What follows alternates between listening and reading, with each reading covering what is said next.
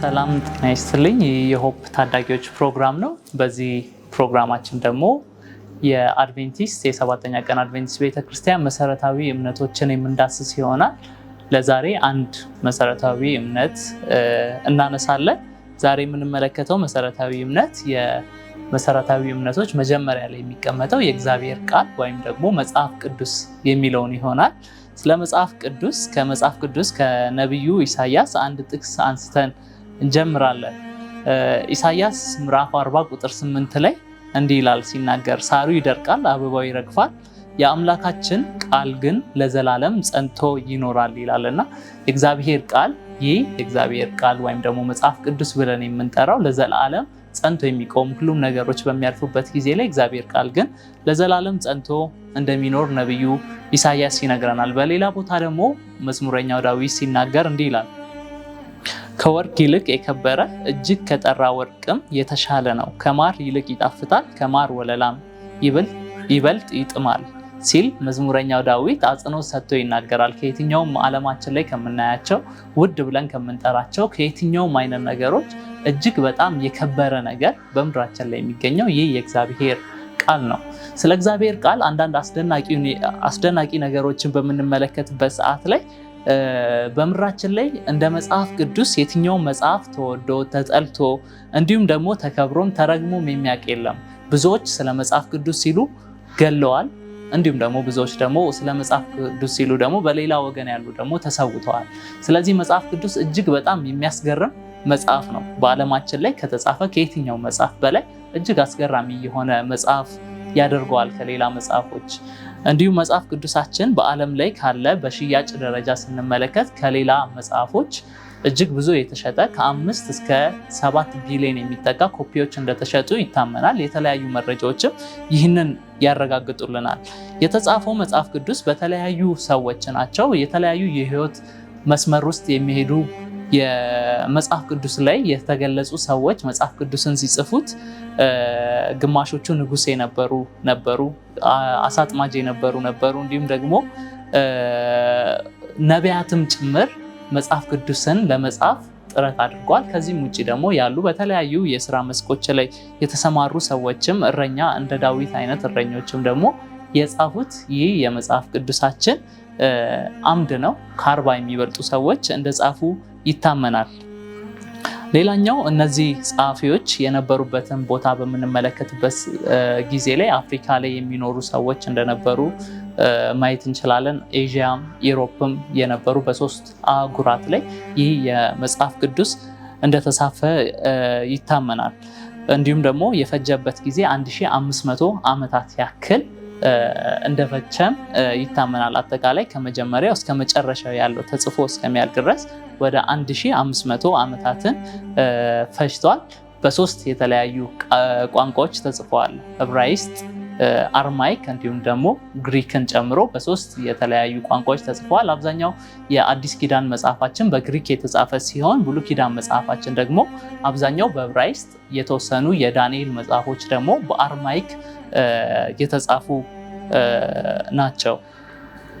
የመጽሐፍ ቅዱስ ትኩረት ይህ መጽሐፍ ቅዱሳችንን ትኩረቱን በምንመለከትበት ሰዓት ላይ ዋነኛው መጽሐፍ ቅዱስ የተጻፈበት ዓላማ የሰው ልጅ ደካማነትን በመግለጥ የእግዚአብሔርን መፍትሄን ወይም ደግሞ ለዚህ ለደካማው የሰብአዊ ዘር በኃጢአት ምክንያት ለሞተው እንዲሁም ደግሞ ለወደቀው ሰብአዊ ዘር መፍትሄ እግዚአብሔር እንዴት እንዳዘጋጀ የሚገልጥ ሲሆን ዋነኛው የመጽሐፍ ቅዱስ ትኩረት ኢየሱስ ክርስቶስ ነው። የመጽሐፍ ቅዱስ አጻጻፍ ላይ ስንመለከት በ1500 ዓመታት ከ40 በላይ ጸሐፊዎች የጻፉት ሲሆን መጽሐፍ ቅዱስ ግን ሁሉም ሐሳቦቹ በአንድነት የመጡ እንዲሁም ደግሞ ሁሉም እርስ በርስ የማይጋጭ ሆኖ እናገኘዋለን። ይህ ለብዙዎች የሚያስገርም ነገር ቢሆንም እነዚህ ጸሐፊዎች እንዴት በዚህ ሁሉ ዓመታት ውስጥ አንድም ነገር ሳይጋጭ እንዴት ተመሳሳይ ወይም ደግሞ አንድን ሐሳብ ሊያንጸባርቁ ቻሉ የሚለውን መጽሐፍ ቅዱሳችን ላይ ሲገልጹ እነዚህ ጸሐፊዎች በተለይ ዳዊት እንዲህ ይላል በአንደኛ ሳሙኤል ምዕራፍ 23 ቁጥር 2 ላይ የእግዚአብሔር መንፈስ በእኔ ተናገረ ቃሉም በአንደበቴ ነበረ ሲል ያስቀምጣል። እዚህ ቦታ ላይ ስንመለከት ዳዊት ይህንን መጽሐፍ ቅዱስ ወይም ደግሞ አብዛኛውን የመዝሙር መጽሐፍ ዳዊት እንደጻፈው ይታመናል። ይህንን የመዝሙር መጽሐፍ እንዲሁም ደግሞ ሌሎች ዳዊት የጻፋቸው ጽሑፎችን በሚጽፍበት ጊዜ ላይ የእግዚአብሔር መንፈስ በሱ ላይ እንደነበረ ይገልጻል። ሌላኛው ደግሞ ነቢዩ ሕዝቅኤል በሚናገርበት ሰዓት ላይ እንዲህ ይላል የእግዚአብሔርም መንፈስ ወደቀብኝ መንፈሱም አነሳኝ በማለት የእግዚአብሔር መንፈስ በሱ ላይ እንደወደቀበት ወይም ደግሞ የእግዚአብሔር መንፈስ በሱ ላይ እንደወረደና በእግዚአብሔር መንፈስ ተመርቶ እንደጻፈ ይናገራል።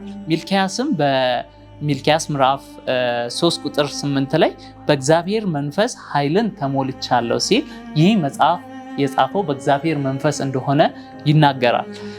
ጳውሎስ አጠቃላይ ስለ መጽሐፍ ቅዱስ እንዴት ተጻፈ የሚለውን ፍንጭ ሲሰጠን እንዲህ ሲል ይናገራል። የእግዚአብሔር መንፈስ ያለበት መጽሐፍ ሁሉ በእግዚአብሔር የተሰጠ ወይም ደግሞ የእግዚአብሔር እስትንፋስ እንደሆነ ይናገራል። ስለዚህ መጽሐፍ ቅዱሳችን አጠቃላይ እንዴት ተጻፈ ብለን በምንመለከትበት ሰዓት ላይ በእግዚአብሔር መንፈስ የተጻፈ መጽሐፍ ነው። የተለያዩ ሰዎች እግዚአብሔር መንፈስ ተጠቅመውባቸው የጻፉት መጽሐፍ ነው። ካሉበት የባህል እንዲሁም ደግሞ ካሉበት የአኗኗር ዘይቤ በመነሳት በእግዚአብሔር መንፈስ ተመርተው እንደጻፉት እንመለከታለን። መጽሐፍ ቅዱሳችንን ስንመለከት ከኢየሱስ ክርስቶስ በስጋ ከተገለጠው ከኢየሱስ ክርስቶስ ጋር ተመሳሳይነትን ያስቀምጥልናል። ምክንያቱም ኢየሱስ ክርስቶስ በስጋ ተገልጦ ወደ ምድር በመጣበት ጊዜ ላይ ሰብአዊነትና መለኮትን በአንድነት አጣምሮ ይዞ ነበረ። በተመሳሳይ ሁኔታ ደግሞ መጽሐፍ ቅዱሳችንም ሰብአዊነትን እንዲሁም ደግሞ የመለኮትን ሐሳብ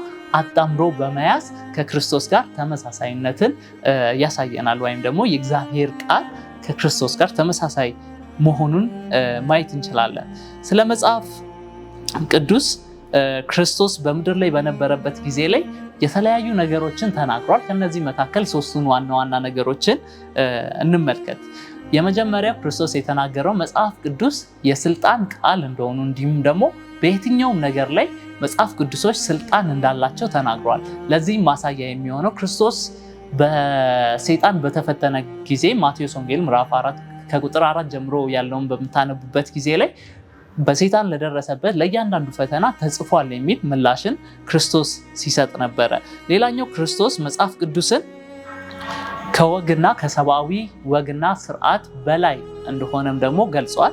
ይህም ማርቆስ ወንጌል ምዕራፍ 7 ከቁጥር 7 እስከ 9 ባለው ላይ መጽሐፍ ቅዱስ ከወግና ከሰው ወግና ስርዓት በላይ እንደሆነ ሲገልጽ እንመለከታለን። በዋናነት ልንረሳው የማንገባው ክርስቶስ መጽሐፍ ቅዱስ በሙሉ ዋነኛው ትኩረቱ ስለሱ ስለሚያወሩ መጽሐፍ ቅዱስ ሁሉ ስለሱ የሚናገር እንዲሁም ደግሞ እርሱን የሚገልጥ እንደሆነ እንድናስተውል በተለያየ ቦታ ላይ ክርስቶስ ሲናገር ይስተዋላል። ዮሐንስ ወንጌል ምዕራፍ 5 ከቁጥር 39 እና 46 እንዲህ ይላል፣ ቅዱሳን መጽሐፍት ስለ እኔ ይመሰክራሉ።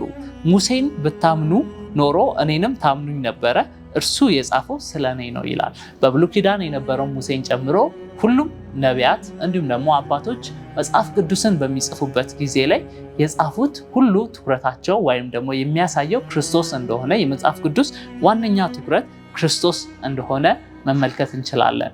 ሌላኛው ይህንን ሕያው የሆነ የእግዚአብሔርን ቃል እንዴት እናጥናው የሚለው ጥያቄ ሊሆንባቸው ይችላል።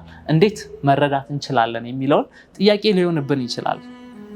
ይህ የእግዚአብሔር ቃል ጥልቀት ያለው ስለሆነ ያለ ጥልቅ ጸሎት ያለ ጥልቅ የእግዚአብሔር መንፈስ ለማንበብ በምንሞክርበት ጊዜ ላይ ዝም ብሎ ታሪኮች ተዘበራርቀው የተቀመጡ ሊመስሉን ይችላሉ። ነገር ግን በእግዚአብሔር መንፈስ በምናነብበት ጊዜ ላይ ይህ የእግዚአብሔር ቃል እጅግ በጣም ግልጽና እጅግ በጣም እንደ ማር የጣፈጠ እንደሆነ ልናስተውል ይገባል። እግዚአብሔር ይባርካችሁ።